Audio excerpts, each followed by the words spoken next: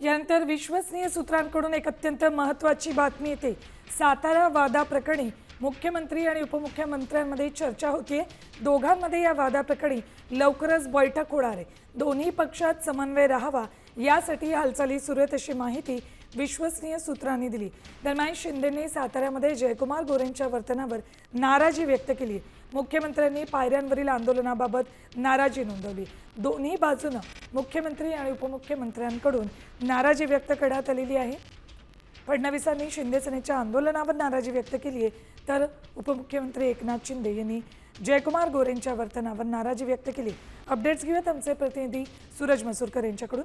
सूरज, सातारा प्रकरणावर आता या वादावर पडदा पडण्याची शक्यता आहे। त्या संदर्भात मुख्यमंत्री आणि उपमुख्यमंत्र्यांच्या बैठकीची माहिती मिळते।